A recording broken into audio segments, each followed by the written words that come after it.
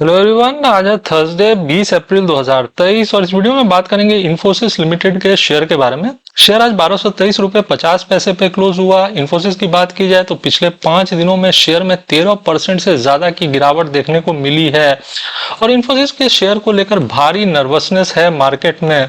ऐसे में क्या किया जा सकता है इन्फोसिस के शेयर में, कंपनी के फंडामेंटल्स कैसे हैं, किस टारगेट तक ये शेयर जा सकता है, कहां पे सपोर्ट है, ये सारी बातें बताऊंगा डिटेल में इस वीडियो में, तो वीडियो में बने रहिएगा।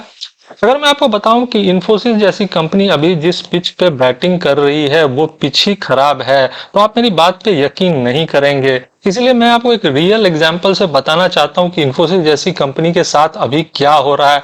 ध्यान से सुनिएगा मेरी बात को। सपोज कीजिए दो टीम के बीच 50-50 ओवर का क्रिकेट मैच चल रहा है और क्रिकेट मैच में टॉस से पहले आपको पता होता है कि पिच का इंस्पेक्शन होता है और पिच के इंस्पेक्शन में ये बात पता चलती है कि ये जो ट्रैक है ये बैटिंग के लिए उतनी अच्छी नहीं है, यहाँ ज्यादा रन नहीं बन सकते।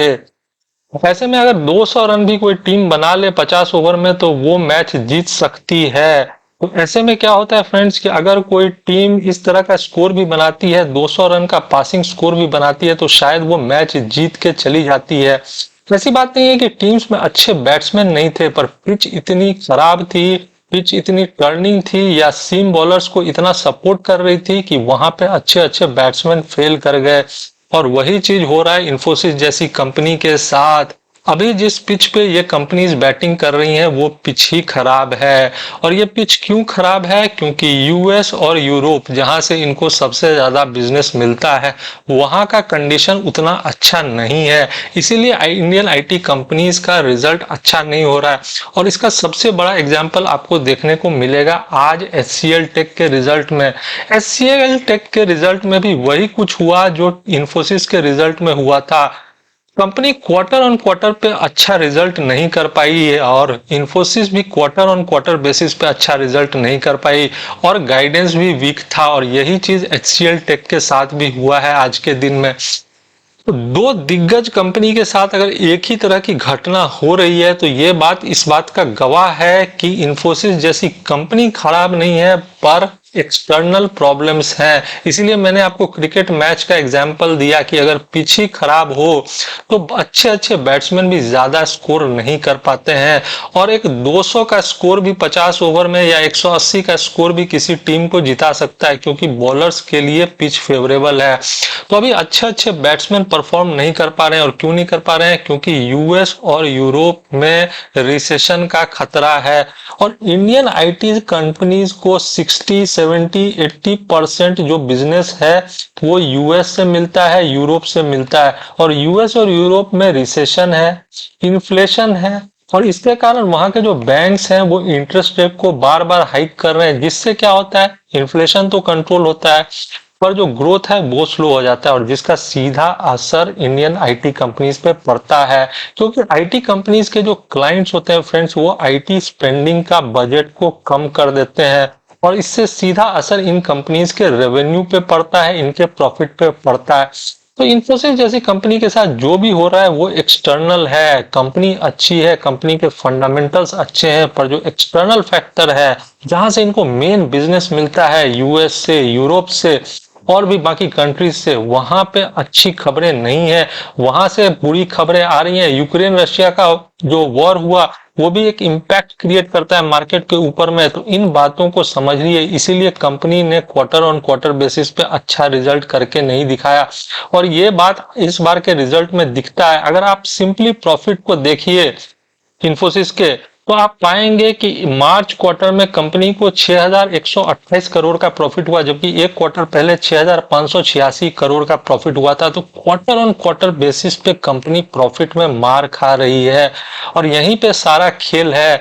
और गाइडेंस भी कंपनी का वीक है। ईयर ऑन ईयर बेसिस पे तो अच्छा परफॉर्मेंस है, एक साल पहले 5,685 करोड़ का प्रॉफिट था। तो यहाँ तो company year on year basis पे अच्छा करते हुए दिखती है, क्वार्टर ऑन क्वार्टर बेसिस पे कंपनी प्रॉफिट के फ्रंट पे मार खा जाती है।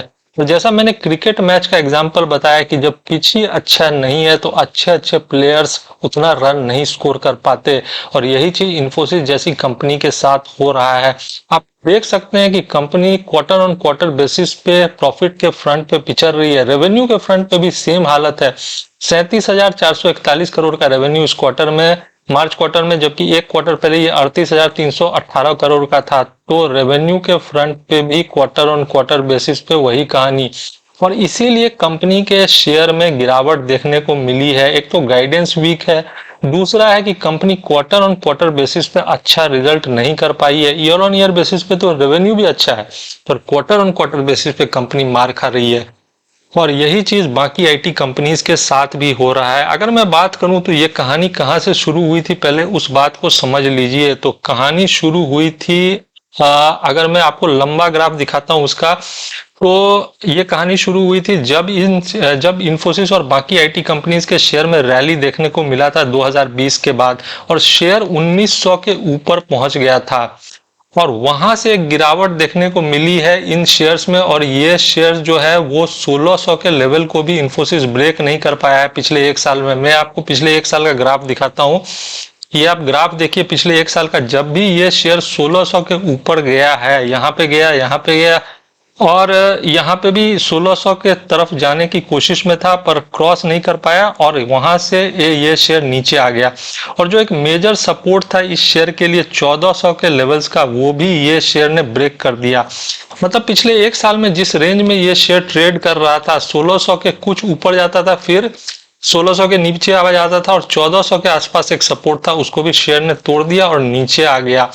बताने की बात यह है कि अगर इस कंपनी में रैली आई थी, और मैं आपको लंबे ग्राफ में दिखा रहा हूं, ये 1900 के लेवल्स में, तो यहीं से प्रॉब्लम शुरू हो गया, क्योंकि इंडियन आईटी कंपनीज के वैल्यूएशंस यहाँ पे काफी हाई हो गए थे, और कंपनीज का जो रेवेन्यू है और प्रॉफिट है वो गिरने लगा क्वार्टर ऑन क्वार्टर बेसिस में। इसीलिए कंपनीज के शेयर में गिरावट ऑलरेडी देखने को मिली, और ये गिरावट अभी शुरू नहीं हुई है, ये गिरावट 3-4 क्वार्टर पहले से शुरू हो गई।